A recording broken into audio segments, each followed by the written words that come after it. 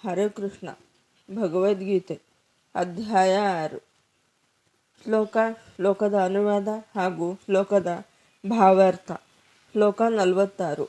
ತಪಸ್ವಿಭ್ಯೋಧಿಕೋ ಯೋಗಿ ಜ್ಞಾನಿಭ್ಯೋಪಿ ಮತೋಧಿಕಃ ಕರ್ಮಿಭ್ಯಚ್ಛಾಧಿಕೋ ಯೋಗಿ ತಸ್ಮಾದ್ಯೋಗಿ ಭವಾರ್ಜುನ. ಅನುವಾದ: ಯೋಗಿಯು ತಪಸ್ವಿಗಳಿಗಿಂತಲೂ ಜ್ಞಾನಿಗಳಿಗಿಂತಲೂ ಮತ್ತು ಫಲಾಪೇಕ್ಷಿತ ಕರ್ಮದಲ್ಲಿ ತೊಡಗುವವರಿಗಿಂತಲೂ ಶ್ರೇಷ್ಠನಾದವನು. ಆದುದರಿಂದ ಅರ್ಜುನ, ಎಲ್ಲ ಸನ್ನಿವೇಶಗಳಲ್ಲಿಯೂ ಯೋಗಿಯಾಗು. ಭಾವಾರ್ಥ: ಯೋಗದ ವಿಷಯ ಮಾತನಾಡುವಾಗ ನಮ್ಮ ಪ್ರಜ್ಞೆಯನ್ನು ಪರಮ ಪರಿಪೂರ್ಣ ಸತ್ಯದೊಂದಿಗೆ ಸಂಪರ್ಕವನ್ನು ಕಲ್ಪಿಸುವ ವಿಷಯವನ್ನು ಕುರಿತು ಮಾತನಾಡುತ್ತೇವೆ. ಅನುಸರಿಸುವ ವಿಶಿಷ್ಟ ವಿಧಾನಕ್ಕೆ ಅನುಗುಣವಾಗಿ ಈ ಪ್ರಕ್ರಿಯೆಗೆ ಬೇರೆ ಬೇರೆ ಸಾಧಕರು ಬೇರೆ ಬೇರೆ ಹೆಸರುಗಳನ್ನು ಕೊಡುತ್ತಾರೆ.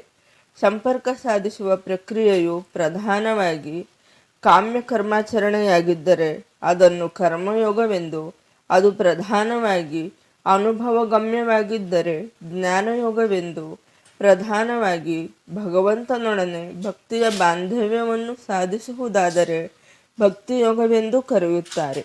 ಮುಂದಿನ ಶ್ಲೋಕದಲ್ಲಿ ವಿವರಿಸುವಂತೆ ಭಕ್ತಿಯೋಗ ಅಥವಾ ಕೃಷ್ಣ ಪ್ರಜ್ಞೆಯು ಎಲ್ಲ ಯೋಗಗಳ ಅಂತಿಮ ಪರಿಪೂರ್ಣತೆ.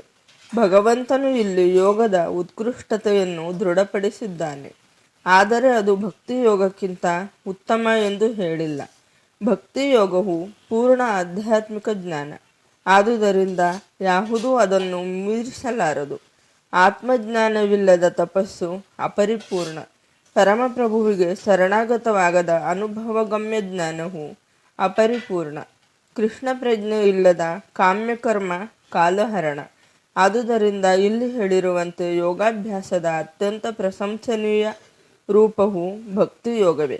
ಇದನ್ನು ಮುಂದಿನ ಶ್ಲೋಕದಲ್ಲಿ ಇನ್ನೂ ಸ್ಪಷ್ಟವಾಗಿ ವಿವರಿಸಿದೆ. ಶ್ಲೋಕ 47. ಯೋಗಿನಾಮಪಿ ಸರ್ವೇಷಾಂ ಮದ್ಗತೇನಾಂತರಾತ್ಮನ ಶ್ರದ್ಧಾವಾನ್ ಭಜತೆ ಯೋ ಮಾಂ ಶಮೇ ಯುಕ್ತತಮೋ ಮತಃ. ಅನುವಾದ: ಯಾರು ಸದಾ ನನ್ನಲ್ಲಿಯೇ ಇರುವನೋ, ತನ್ನಲ್ಲೇ ನನ್ನನ್ನು ಕುರಿತು ಚಿಂತಿಸುವನೋ, ನನ್ನನ್ನು ಭಜಿಸುವನೋ ಅವನೇ ಎಲ್ಲ ಯೋಗಿಗಳಲ್ಲಿ ಯೋಗದಲ್ಲಿ ನನ್ನೊಡನೆ ಅತ್ಯಂತ ಆತ್ಮೀಯವಾಗಿ ಒಂದಾಗಿರುವವನು ಮತ್ತು ಅವನೇ ಎಲ್ಲರಿಗಿಂತ ಶ್ರೇಷ್ಠನಾದವನು. ಇದು ನನ್ನ ಅಭಿಪ್ರಾಯ. ಭಾವಾರ್ಥ: ಇಲ್ಲಿ ಭಜತೆ ಎನ್ನುವ ಶಬ್ದವು ಮಹತ್ವಪೂರ್ಣವಾದದ್ದು. ಭಜತೆ ಎನ್ನುವ ಶಬ್ದದ ಮೂಲ ಭಜ್ ಎನ್ನುವ ಕ್ರಿಯಾಪದ. ಸೇವೆಯ ಅಗತ್ಯವಿರುವಾಗ ಇದನ್ನು ಬಳಸುತ್ತಾರೆ. ವರ್ಷಿಪ್ ಎನ್ನುವ ಇಂಗ್ಲಿಷ್ ಪದವನ್ನು ಭಜ್ ಎನ್ನುವ ಅರ್ಥದಲ್ಲಿ ಬಳಸಲು ಸಾಧ್ಯವಿಲ್ಲ. ವರ್ಷಿಪ್ ಎಂದರೆ ಪೂಜಿಸುವುದು ಅಥವಾ ಯೋಗ್ಯರಾದವರಿಗೆ ಗೌರವವನ್ನು ತೋರಿಸುವುದು. ಆದರೆ ಶ್ರದ್ಧೆಯ ಸೇವೆ ಮತ್ತು ಪ್ರೀತಿಯು ವಿಶೇಷವಾಗಿ ದೇವೋತ್ತಮ ಪರಮಪುರುಷನಿಗೆ ಮೀಸಲು. ಒಬ್ಬ ಗೌರವಾರ್ಹ ಮನುಷ್ಯನ ಅಥವಾ ದೇವತೆಯ ಪೂಜೆಯನ್ನು ಬಿಡುವುದು ಸೌಜನ್ಯರಹಿತ ಎನ್ನಬಹುದು. ಆದರೆ ಪರಮಪ್ರಭುವಿನ ಸೇವೆಯನ್ನು ಬಿಟ್ಟರೆ ಕಟುವಾದ ಖಂಡನೆಗೆ ಗುರಿಯಾಗಬೇಕಾಗುತ್ತದೆ. ಪ್ರತಿಯೊಂದು ಜೀವಿಯು ದೇವೋತ್ತಮ ಪರಮಪುರುಷನ ವಿಭಿನ್ನಾಂಶ.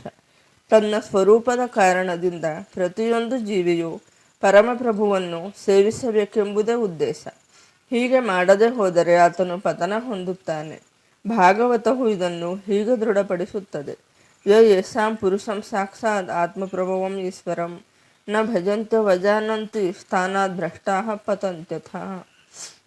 ಯಾರು ಎಲ್ಲ ಜೀವಿಗಳ ಮೂಲನಾದ ಆದಿಪುರುಷನಿಗೆ ಸೇವೆಯನ್ನು ಸಲ್ಲಿಸುವುದಿಲ್ಲವೋ ಮತ್ತು ಈ ವಿಷಯದಲ್ಲಿ ತನ್ನ ಕರ್ತವ್ಯವನ್ನು ನಿರ್ಲಕ್ಷಿಸುವನೋ ಅವನು ನಿಶ್ಚಯವಾಗಿಯೂ ತನ್ನ ಸಹಜ ಸ್ವರೂಪದಿಂದ ಪತನ ಹೊಂದುವನು. ಈ ಶ್ಲೋಕದಲ್ಲಿ ಸಹ ಭಜಂತಿ ಎನ್ನುವ ಶಬ್ದವನ್ನು ಬಳಸಿದೆ. ಆದುದರಿಂದ ಭಜಂತಿ ಎನ್ನುವ ಶಬ್ದವನ್ನು ಪರಮಪ್ರಭುವಿನ ವಿಷಯದಲ್ಲಿ ಮಾತ್ರ ಬಳಸಬಹುದು. ಆದರೆ ವರ್ಷಿಪ್ ಎನ್ನುವ ಪದವನ್ನು ದೇವತೆಗಳ ಅಥವಾ ಯಾವುದೇ ಸಾಮಾನ್ಯ ಜೀವಿಯ ವಿಷಯದಲ್ಲಿಯೂ ಬಳಸಬಹುದು.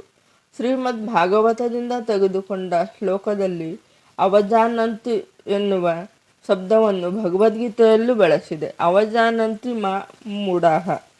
ಮೂರ್ಖರು ಮತ್ತು ದುಷ್ಟರು ಮಾತ್ರ ದೇವೋತ್ತಮ ಪರಮಪುರುಷನಾದ ಶ್ರೀಕೃಷ್ಣನನ್ನು ನಿಂದಿಸುತ್ತಾರೆ. ಇಂತಹ ಮೂರ್ಖರು ಭಗವಂತನ ವಿಷಯದಲ್ಲಿ ಸೇವಾ ಮನೋಭಾವವಿಲ್ಲದೆ ಭಗವದ್ಗೀತೆಯನ್ನು ಕುರಿತು ವ್ಯಾಖ್ಯಾನ ಬರೆಯಲು ಹೊರಡುತ್ತಾರೆ.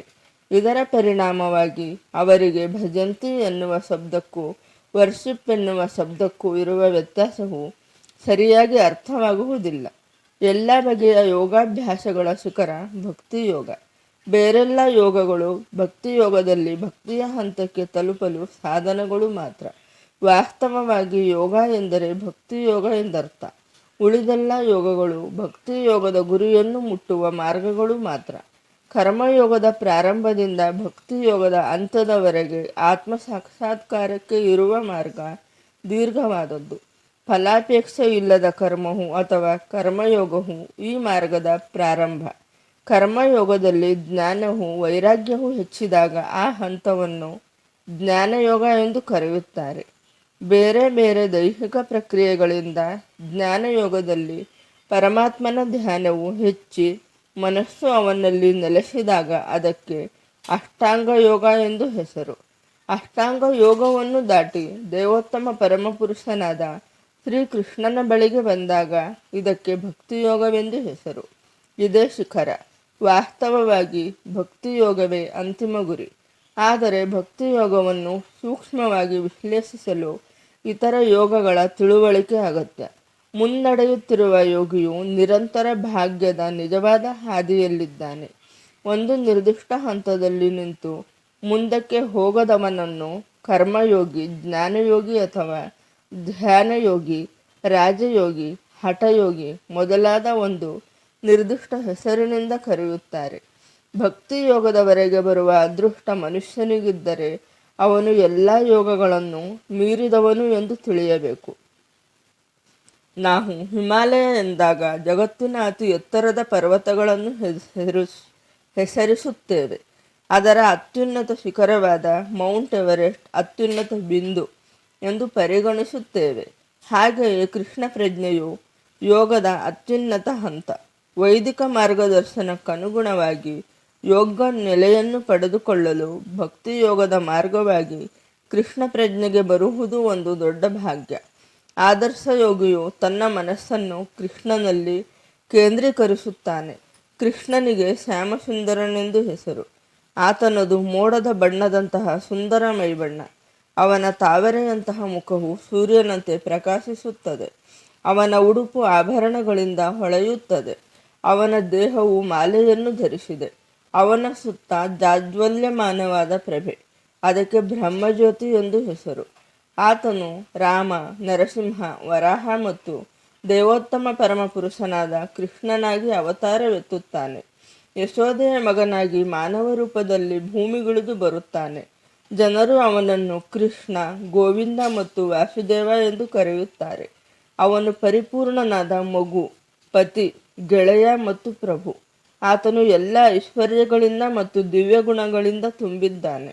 ಭಗವಂತನ ಈ ಲಕ್ಷಣಗಳ ಸಂಪೂರ್ಣ ಪ್ರಜ್ಞೆ ಇರುವ ಮನುಷ್ಯನನ್ನು ಅತ್ಯಂತ ಶ್ರೇಷ್ಠ ಯೋಗಿ ಎಂದು ಕರೆಯುತ್ತಾರೆ.